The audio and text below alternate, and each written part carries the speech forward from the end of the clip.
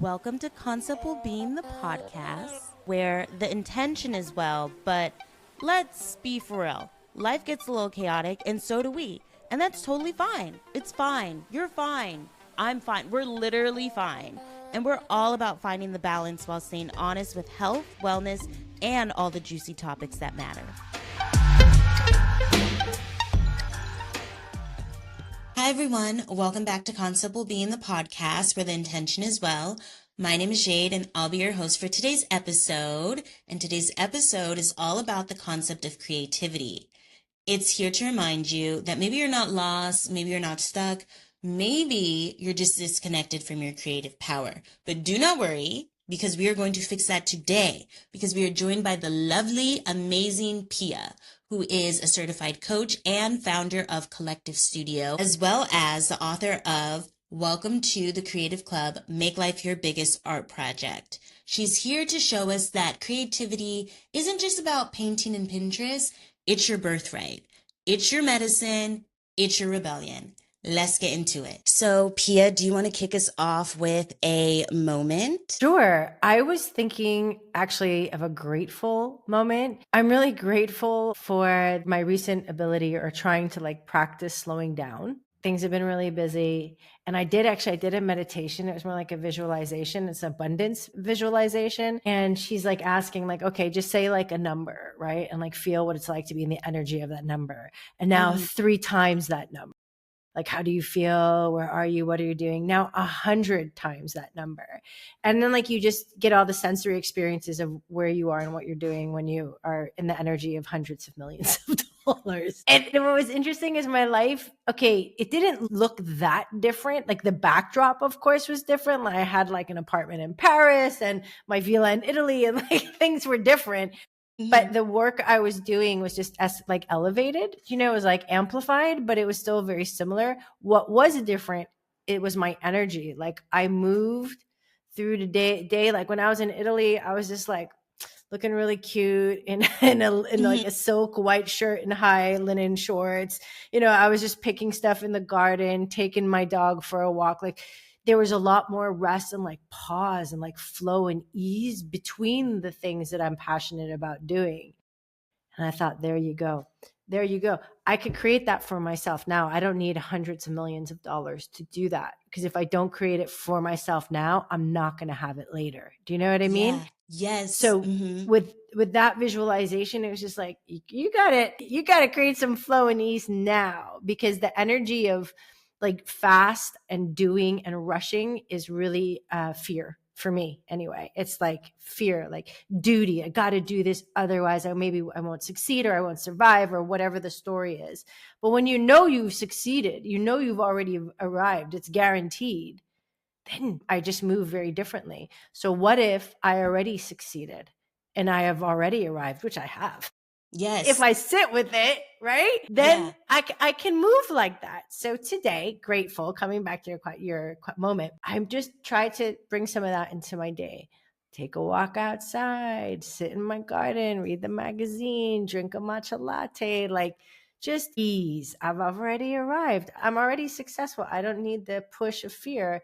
And it was really nice, and I felt really grateful for that visualization, for the moment I created for myself, and for the realization of what was going on, that awareness of oh, I see. Do you know what I mean? Yeah. Pia, that is such a beautiful moment. I love that you shared that. And honestly, I know I said I was going to share a grateful moment, but I feel like you inspired me. I was you know what? I got a different moment for you. So, okay, just speaking of your ease and your energy, this is a small thing that I've added, which is, I don't know, I can feel the difference in when I'm getting ready in the morning, and I feel more just in touch with myself. Also, backstory. Well, actually, I'm a Taurus, May 10th. And so for me, it's really important to be in touch with that Venusian energy. And I just started lighting a candle every morning when I'm doing my skincare routine or putting on my makeup, and I feel so much more in touch with myself. I can just tell now in the morning I'm excited to wake up and just be like, I'm just gonna put on my skincare routine. And I do feel like I'm slowing down when I'm doing it. Like I'm just it's in a state of flow, and I really love that. So just adding a candle really just added to, I would say that's like a wellness vibe, Mm. but it just, yeah, it really made a big difference. And I've been doing that for the last 2 weeks. Yeah. I love that so much. I just got a visual of like Solange playing in the background on a Hmm. playlist and like you being in a silk kimono and You know like me the so well already. Yeah, because that is 100% you know I'm in a silk robe. You know it. So that is very much the vibe. And I feel like that's who I am as a person, where it's just like, Jade, why were yeah. you trying to rush through these things? Where are you going? You know what I'm saying? Like just Yes. relax, be in the moment, like enjoy, light a candle, just enjoy being you. So yeah, Yes. And I enjoy your really love it. life. Yeah, Enjoy your like life because if we just zoom by it, we're not really living it. We're not really in it. We're just rushing to get to the next thing that makes us feel safe, at ease, whatever. But we need to create that for ourselves in this moment and this moment and this moment. Lighten that candle in our silk kimonos. yes, and I think it goes back to like what are we even in a rush for? You get to this other point and then the next thing you have to rush to. Yep. So just slow down, enjoy the moment. I think that yeah, just I mean, like really savor it. So that's where I'm at right now with my wellness. But thank you for sharing your moment because I feel like it inspired my moment. That is not anything that I thought of until you said your moment. So thank you. I appreciate it. Um, let's get into chatting. I think that I'm so excited for our conversation because I know that it's going to flow so well. But I want to start off with you saying that life is the ultimate art project. I think that that is so beautiful. Can you kind of tell us what you mean by that? Can we start there? Absolutely. I think I'm going to go back. To me, it's about being the creative director of your life, Mm-hmm. right? In order to make life your biggest art project, you have what you need to reclaim what's always been yours, which is your creativity. And then you apply it to the design of your life. Mm, So for many years of my life, I worked as a creative director slash copywriter for creative agencies in London and in Copenhagen and in Gothenburg in Sweden. And for many years, creativity was just something that I did, something that you do. Also, grew up with my dad; he's a painter, and so it's like it was what we did or what you do. And then after a difficult time in my life, mm, after a lot of things went wrong, divorce, rebound relationship that was not healthy, getting fired from my job, which was I was a creative director building a creative studio with two other partners. And I was speeding so fast. I was giving everything I had to my work because life didn't feel right. And I was afraid to stop and look and feel. And so mm, the universe just pressed the brakes on my speeding car, threw me through the windshield. And like, I just found myself on the ground looking at the shards that were my life and really needing to do something different. So, and I'm going to get to your question. I ended up, there was like an intuitive voice within, though I probably wouldn't have called it that at the time, that was like, girl, you need to just go in the Trans-Siberian. It was a bucket list desire. Just, you need a change of scenery. Something needs to shift. And luckily I listened and I went for like almost 5 weeks by myself. And while I was sitting, hurtling across Siberia in the train car, smelling sauerkraut and body odor and looking at a Russian in a wife beater, cradling a bottle of vodka, I'm like looking around and I thought to myself, wait a minute. I creatively directed this moment, this mm, scene. Like I brought myself here. Like I made all of this happen. Like I get to make life art. I get to become the creative director of my life. Like yeah. life is not just something that's happening to me. I'm also happening to life. And it was Mm, like this big penny drop moment that really was very pivotal and started to change my trajectory to move in a much more empowered and creative way in terms of my approach to life. But it's a big question. And there are actually many ways I can answer it. That was my first way. There are others, but just to kind of keep it. yeah. No, I love that. So I feel like the way that I live my life, and tell me if this is like kind of along the lines of what you're saying, but I think of myself like very old Jade in like a nursing home, like sitting by, I'll probably have a view of something. And I think of me being able to tell my life story to like, I don't know, what are the people that like help you out in old people homes? What are those people called? Like the Nurses, nursing aides or something. Yeah. caregivers. Yeah, or like the volunteers. I used to volunteer at a hospital. And so like the volunteer that's like, I don't know, like 20 years old and like being able to retell my story. And so I think about the stories that I want to be able to tell when I'm old, and that's kind of the way that I live my life now, is choosing, picking and choosing the stories that I want to be able to tell in the future. Is that kind of along the same lines of being your own art director? Definitely. I mean, at the end of the day, it's about realizing that we're in the creative director's chair for our life. We get to Hmm. choose. We get to choose the set design, the costume design, the score, the script. The script is really important. I mean, we get to bring that main character energy and shift away from the sort of extra on set feeling, you know? Yeah. And I think that's really the invitation. I say, make life your biggest art project. Like, look at life as like, I can create something. I can Yeah, like, create something here. Exactly. Like, what story do I want to live by? Script, right? Like, how do I want to experience life? How do I want to co create with life? And that to me is how you make life your art. yeah, that's so beautiful. Okay, so before we get too deep, because I want to talk about scripting and everything like that, because like you said, that's super important. But before we get too deep into that, can you tell us what inspired you to write Welcome to the Creative Club? Well, I wanted to smash the myth that creativity is reserved for the chosen few, beret Hmm. wearing artists alone, and invite everyone to access and apply creativity to the design of their lives. And that was really, really important to me because I think what stops us from being creative is the limiting belief that, well, I'm not creative. I don't know how many people I've heard say that. And that's because the definition of creativity is often one that like solely pertains to artistic expression, which is, of Hmm. course, one big aspect of creativity, but creativity is virtually in every domain, even crime. I read that in an academic journal. Okay, that's inspiring. Right? It's like, oh yeah, of course crime is creative. You got to be pretty Me, creative to do. Right? I didn't, but it's not to say that I'm advocating to get creative and do right, crime. I'm just saying right. it's just an expansive view, and then when you think about it, you could go, "Oh hell yeah, there's like creativity lives in so many places and it lives in you." And so I think the first step to becoming that creative director of your life or to making life your art is smashing the belief that you're not creative. Yes.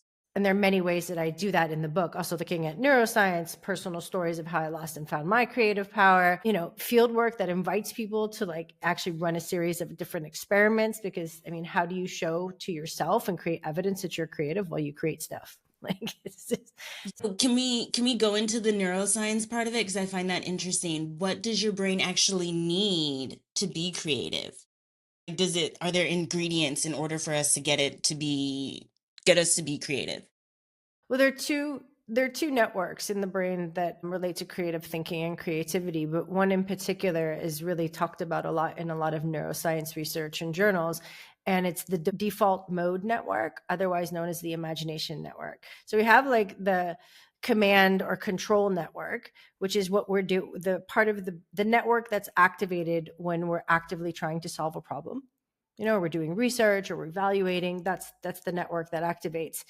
And then the default mode network is the part of the brain that activates when we're daydreaming, when we're Hmm. resting, when we're not thinking. When the thinking we're doing when we're not thinking. It's that kind of space where dots connect Yeah. under the surface. It's like when we have stepped away from the whatever we're trying to create or the problem we're trying to solve and we let it go.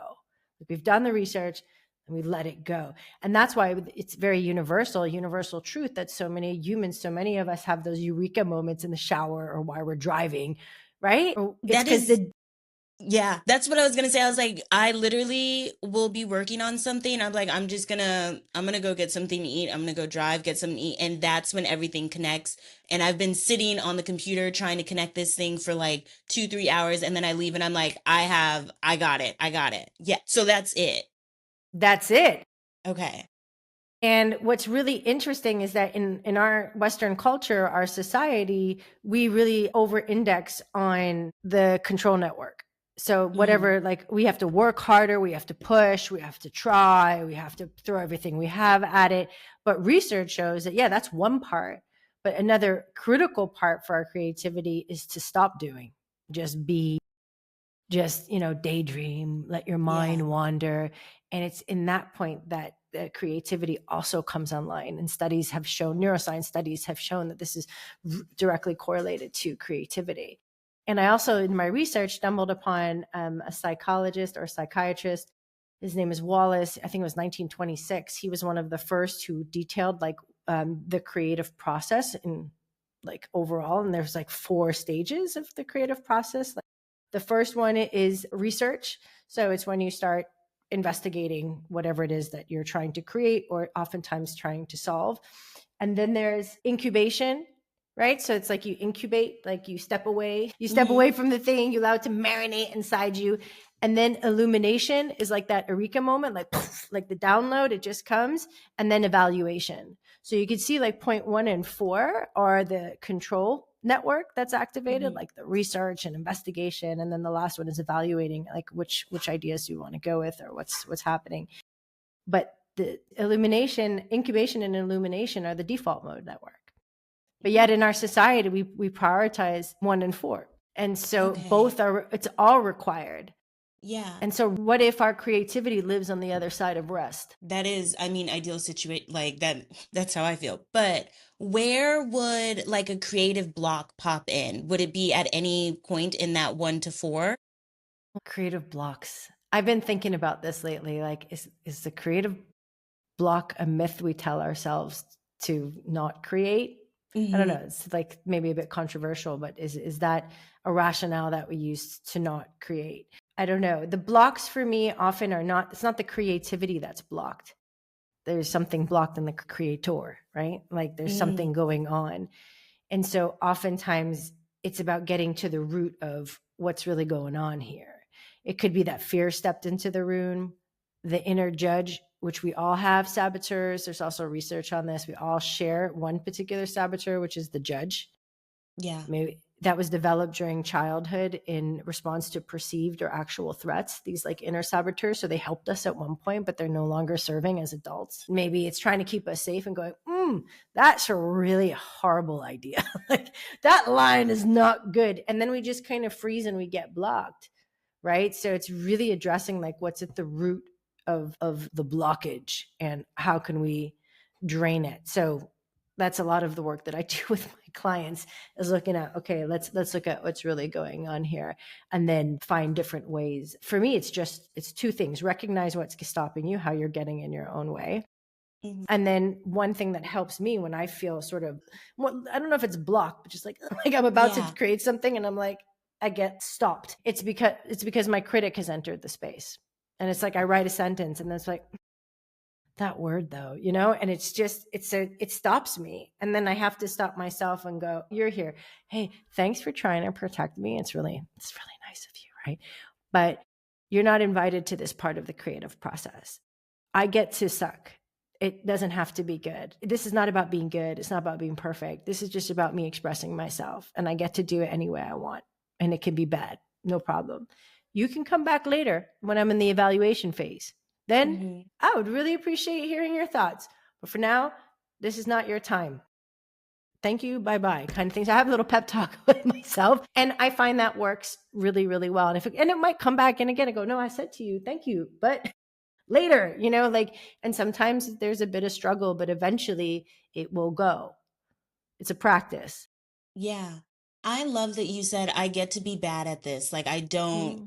I think that that's such like a liberating thing to tell yourself, and I think that that's something that me personally like I had to work through is like, Jade, if you want to do something just to do it, like just do it. Like it doesn't have to be some profound thing that ends up being like some like just get it out of you and then like move forward. It doesn't have to be so perfect. And I think that sometimes I put a lot of pressure on myself to create something that's going to be perfect. And then that does end up kind of like putting me in a shell where I'm like, if it's not going to be perfect, then I don't want to create it, which there you go. It all like it's a nice little circle. So thank you for just bringing attention to it doesn't have to be perfect. Like I can No, create something bad. And here's the other question, like, what is perfect? Yeah. Perfect is, there's no set, like, what does that mean? Like, I always ask people, like, what does perfect look like to you? And it's Hmm. hard to answer because it doesn't exist. We're human beings. AI might be perfect in some ways, it's not, but you know what I mean? Like, but we're humans. And I think the imperfection is what creates connection. When we show up as our beautifully flawed, imperfect selves, people recognize themselves in it because none of us are perfect. That's the Hmm. beauty. And it's what if our flaws are what makes us unique? And what if our flaws is the portal in which people feel connected to us? And we close that door when we try to protect ourselves. Because this is a question. What is the perfection trying to do for you? I think for me, I think it would be like trying to protect me from being like vulnerable and like I get embarrassed easily. And it's something that I've been like working through, which is like, Jade, not everything is embarrassing. Okay. Like, I think you need to find a different word for things, but it like, in my head, like, is trying to protect me from being embarrassed and like being too out there. So I think that that's for me. I don't know what other people experience, but I think that that's my main thing I'm trying to do. I think for me, yes, and that resonates. Like perfection is trying to keep me safe from Hmm. ridicule, Yeah. rejection, or criticism. Hmm. So if you just make it perfect, then no one can touch you. But the problem is that doesn't exist. So then we don't release anything, we don't launch anything, we don't share anything. And what if someone in the world needs exactly what Jade can create beautifully and perfectly? Yeah. And yet we're holding on to it for fear of. And then we just don't, sometimes I just don't create it then. That I'm like, no, I'm just not going to put it out there. And then it never gets created. And then the people that would have resonated with it never get to resonate with it. So, yeah. Is this like a common thing that you see about women with creativity, is like this perfectionism, or is there something else that you typically see when you're working with women? I think as women, perfectionism comes in also from a fear of being seen and heard Hmm. because we've been told to pipe it down, Yeah. turn it down, your voice doesn't matter as much.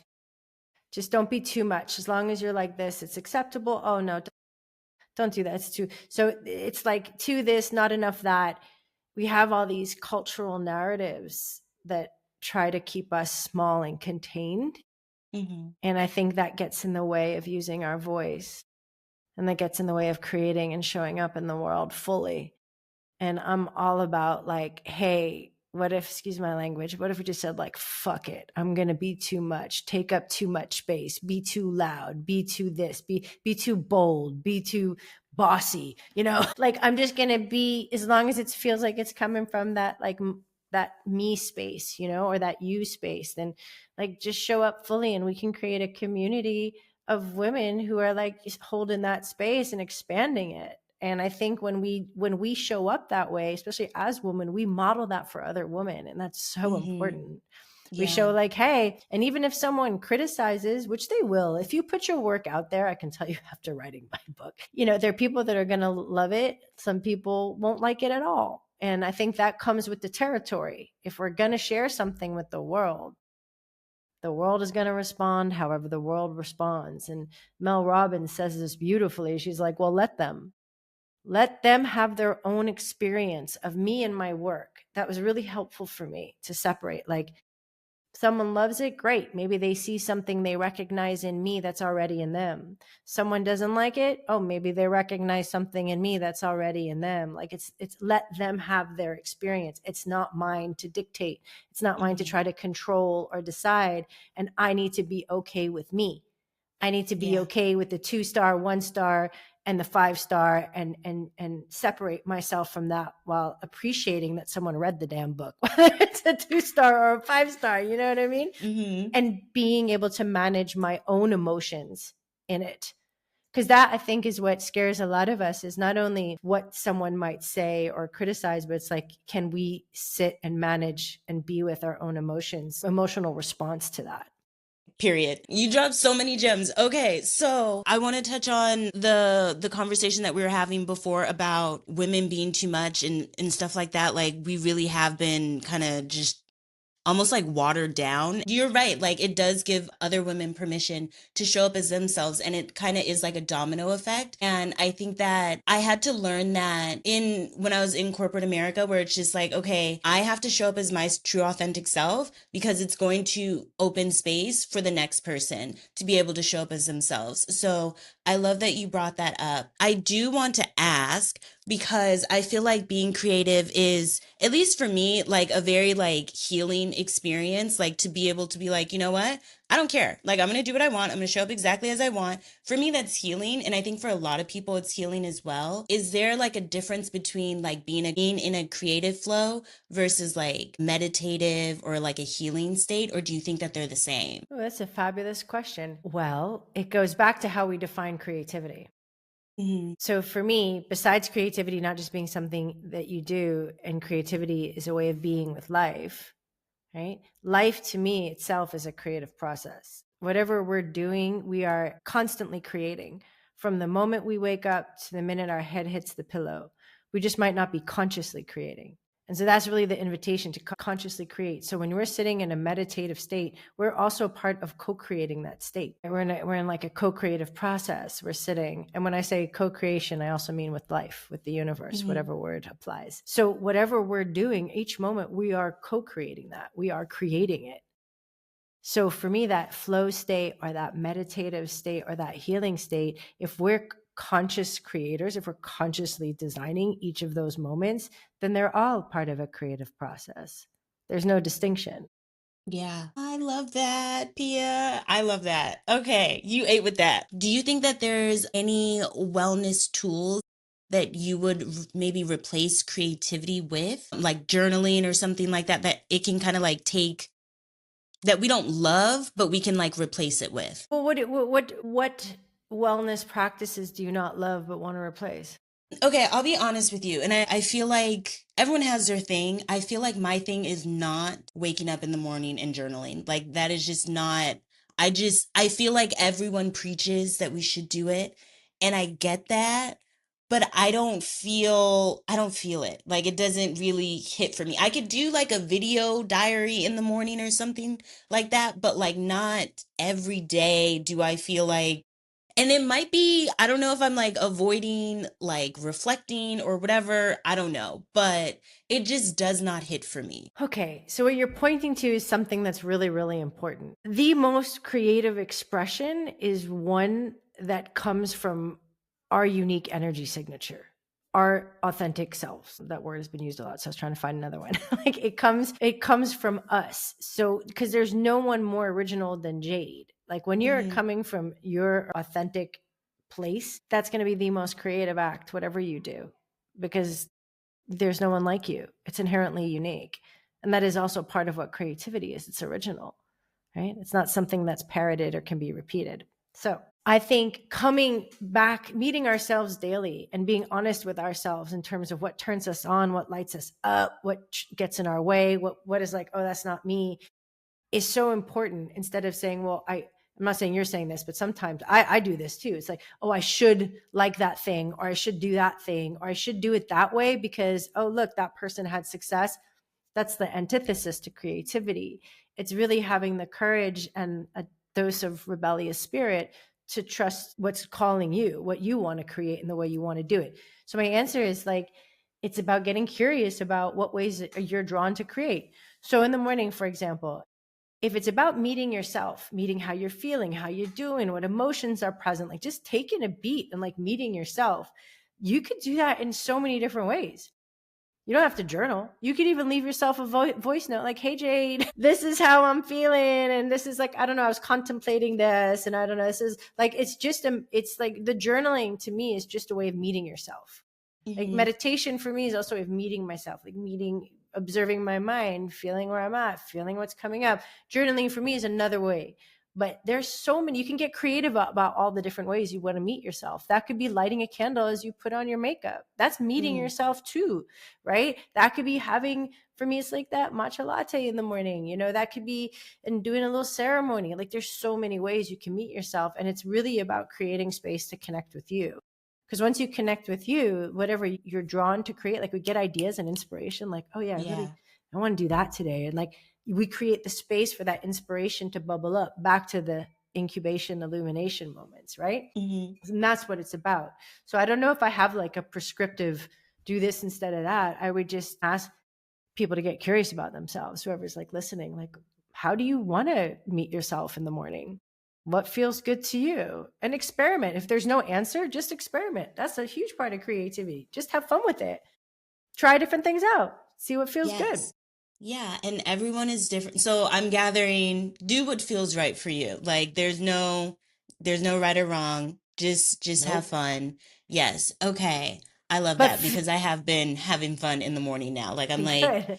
instead of having like I've learned that I was being too hard on myself for like the morning routines and stuff like that, and I just felt completely out of whack because it was just like I feel like I'm supposed to be doing this very structured morning routine, and that's just not where I'm at now, and just kind of playing around, lighting candles, dancing around in the morning time, like just being kind of weird. Like that's just kind of where I'm at right now. So, yeah. And that's not weird. I feel like that is very, I take my wording back, but like just being kind of into what I'm feeling in that moment is where I'm at. So, first of all, I think the magic is being aware of where you're at and what you're into.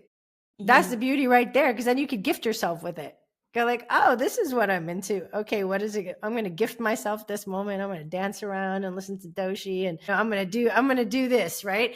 And then we have so much joy from that. And that's what it's about. It's about enjoying and feeling like pleasure, the Hmm. pleasure of creating those moments, back to creativity, like and creating those rituals that feel juicy to us. We're like, it's not about, well, this person said that a morning routine needs to be structured and needs to look like this. Like, who said that works for them? Great. Yeah. That's not what necessarily works for you. And I think that we can apply that in a macro way to our lives. Also, the path that we choose. Sometimes we go down paths because it's what we've been told we should do, but it doesn't fit. It doesn't feel right. And then it's about having that, again, dose of rebellious energy and creativity and going, I'm going to create my own way that feels good to me. This is how I want to design my life. That's how I want to creatively direct my life, even if it looks like what no one else is doing. And if it looks like if it looks different from what everyone else is doing, that to me is a sign that you're on your path.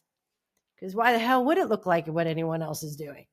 Yeah. It's yours, right? Mhm. Ah, Pia. Okay, you're I feel like you were speaking to I don't think you realized how deeply you were speaking to me in that moment, but like you really were. Like I deeply needed to hear that one on a personal note. I want to talk about scripting because I know we kind of talked about that in the very beginning. So, why is scripting important when you're creatively directing your life, and like how do we rewrite the script? Well, first, there's awareness about what scripts, and when I say scripts, I mean like beliefs or Hmm. stories. We could use words interchangeably. I like scripts because it's like sometimes we play stuff out without realizing that we're playing something out. Do you know what I mean? So they, especially if they're inherited, they could be from our parents, from culture, from different places.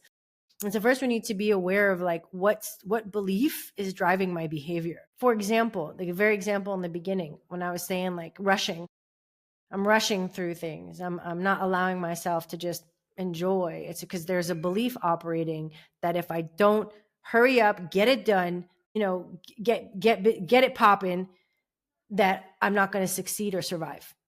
Hmm. And that belief is old, really, really old. And it's sticky because I've been repeating, like I've been creating evidence that that's true because everything I've done is because I've rushed and pushed and, tried, threw everything I had at it. Now that belief is not serving me anymore. It doesn't allow me to enjoy my life and slow down and just, Yeah. and show myself that I can create success. And of course I'm going to survive with moving with flow and ease and having passionate work as well, but like different energy. So I'm ready to write a new script. I can become wildly successful, deeply fulfilled, and stinking filthy rich by moving with flow and ease and focused, passionate work and knowing how to move between these things. That's my new script. But Yes. if I don't add the behavior that shows that I actually believe it, and if I act in a different way, then I'm going to create cognitive dissonance and my body's not going to believe it. So I need to figure out, okay, if I really believe this to be true, that I can be successful by just having ease and flow and space in my life, then what behavior would show me that I actually believe that? Well, slow it down. Like start now. Like take something off your schedule. Things can wait.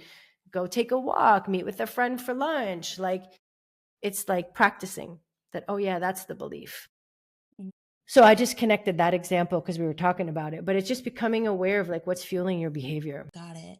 I think when you describe it, I think of life as like a movie. Like, and you're like the way that you're describing it is like the script is like very much the script that like the actors would be reading, but you are the actor and the director and like you're all of these things in the movie and you're controlling. This is when you're talking, this is the way that I picture it, where it's like you're the director, you're the like you said all of these things, but like it's very much giving like I'm just thinking of a person being on like a movie set, and this is the way that I'm picturing it and connecting it all in my head. And the script is very much like, what do I want me as the actor to do, which is kind of giving simulation, but we'll let that part go. But that's the way that I'm picturing it. Is there maybe one script that you would want to gift the listeners, like where it's like, hey, incorporate this into your life? Well, I think especially right now,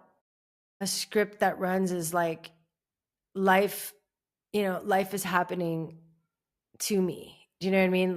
Like it's, I don't want to call it victim because it doesn't have to be, but it's a little bit like life's not working out for me, or life is something that I have to fight against, or life things just happen to me. Right? Life is just happening to me, and I like to flip that to see like life is working through me and with me and for me. Sometimes it can feel like life is working against me, right? And the invitation is to flip the script. That, hey, life is working through me, with me, and for me. And when I do flip the script and I see, if I'm presented with a challenge, a good friend of mine called big challenges, he's like, they're FGOs, they're fucking growth opportunities. So life is not doing this to hurt me because bad things happen. Life is actually serving me something I need to grow or to learn. So what is that? Let me get curious about it. Like, what if it's just a FGO, a fucking growth opportunity? All right. Like the minute I say that, something in me shifts, right? So it's really an invitation. We can believe whatever we want to believe about life. And then we'll be part of creating that reality. So if I believe people are shit and I go around my life believing that, guess what? People are probably going to be shit to me because of the way I'm behaving, because of that belief. If I believe people are inherently good and are coming from a good place, imagine how that's going to impact how people respond to me when I move from that place. Try it. It happens. Like carry a belief for a day, test it, like really believe it, not just like repeating it, but like just to see how the world responds. See how the universe responds when you actually consciously choose a limitless belief or a belief that serves you. Yeah, I was gonna ask you because you mentioned like don't just like say it, like actually believe it. Like how do you rescript it? Is it affirmations? It like how are you rescripting things in your brain? I have a mix. I do love me a morning affirmation. And like my Okay. morning affirmation is I trust myself completely. I trust life completely. Like Mm-hmm. those are the two. Like I trust life completely. Like that just shifts my day. If there's a belief, I mean, I have money wounds, honey.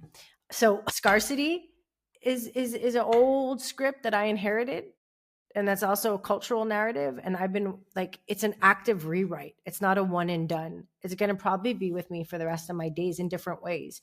And I want to move to I'm abundant. I'm an abundant source. Life is abundant. Look, I'm breathing air. I'm stepping outside. The sun is shining abundantly. Like it's like I have so much, and just stepping into that energy. So behaving in a way where I actually show myself that I believe that the life is abundant. So if I go to the grocery store and there's like this cereal is really expensive. So if I go and there's like this granola I really love and it's like $12, I'm like, oh, $12. Because I didn't grow up with a lot of money. So my mom was, and my parents were always looking at like, oh, is that on sale? Is this, it's like old programming. I'm like, hell yeah, I can buy my granola for $12. It's not going to bankrupt me. Like I can treat myself. I can give that to myself because life is abundant. The universe has Mm-hmm. my back. Right. And that to me is like all those micro behaviors that show that I'm coming from that belief. Do you know? Yeah. So You got that's to how prove it to I yourself. got Yeah. to prove it to myself. I got to create evidence for myself, for my thinking mind. And that's like affirmations, meditation, and then behavior is such a big one. Like, am I acting like I actually believe that? Or am I still in my old belief? Mm-hmm. Yeah. And Moving that's like you're in your powerful. old one. Yeah. Okay. Yep. You got it. That I think is sometimes the missing step where it's like people do affirmations in the morning, but then they're still moving like their old mindset. So I think that you kind of really added that extra layer of like, don't forget to move like you believe what you just said when you're rewriting these scripts for yourself. A word. That was my last question on scripting. But I do actually no, this is a continuation, but this is kind of like into the next segment where you're helping us rewrite some scripts that we have. So typically this is like the myth or fact section, but this is kind of redoing it for you, like a creative reframe or rescripting. Let's So do it. basically, I'm going to say maybe a common thing that people would think in their head, a common script that runs in people's heads. And if you could help us rewrite the script, that would be amazing. So it's kind of a speed round, but if you want to give us like any background information or anything like that, feel free to add in there. Does that sound good? Sounds great. Okay, perfect. So the first script that might run through people's heads, I'm unmotivated. How can we rewrite that script? I'm so excited about what I get to create next. Okay. I am too chaotic to commit to anything. My chaos is a part of my magic, and I'm going to start 3 projects. Girl, okay. Yeah, you're eating these up. Okay. I should be further along by now. I'm exactly where I'm supposed to be, right on time, right in the right place, and I'm damn grateful for being here right now. Okay. I feel so behind compared to everyone else. I'm on my own unique journey. There is no comparison. I'm a unique badass living my expression of life.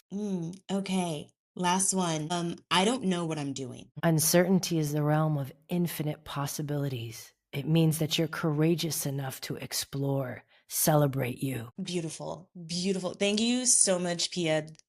I love it. I have nothing. That was like a mic drop, I promise you. So thank you so much, Pia. This was an amazing chat. I said at the very beginning, I was like, I feel like every time we talk, like I just get like a burst of energy. Now I'm like, like life is great. So thank you so much for chatting with me. I really appreciate it. Before we go, do you want to tell us like where can we read your book? Where can we like hang out with you online? Where can we connect with you? Sure. Hang out with me online. I have a Substack. I'm really digging Substack. I feel like it feels like a co-creative space, but home base for me is collective.studio. It's where you can find out more about my work, book a chemistry call, sign up for the newsletter, buy my book it's on Amazon, bookshop.org. And I just launched the audio book 2 weeks ago, narrated by me. And so I think those are the best places to find me. I'm on LinkedIn and Amazing. Insta, but I really like longer conversations. So that's where I send people. I think the newsletter is like a weekly way of continuing the dialogue. Awesome. And I'll be sure to link all of these places in the description box below. If you guys want to like connect with Pia, read her book, Welcome to the Creative Club, Make Life Your Biggest Art Project. But thank you all so much for listening. Pia, thank you for joining and chatting with me. I really appreciate it. With that being said, oh, go ahead. Were you going to say I something? was just going to say thank you for having me. It's Of been such an course. absolute pleasure. I really, really enjoyed exploring and connecting, and that your energy and the light that you bring, and you just keep shining bright. We need you. We need it. The world needs it. So we need the beautifully imperfect, amazing you. Thank you, Pia. You're amazing. Okay. My heart is full. We're gonna wrap up this episode. Thank you guys so much for listening. With that being said, I hope that you have a good day or a good night, and I hope that you're well. Bye.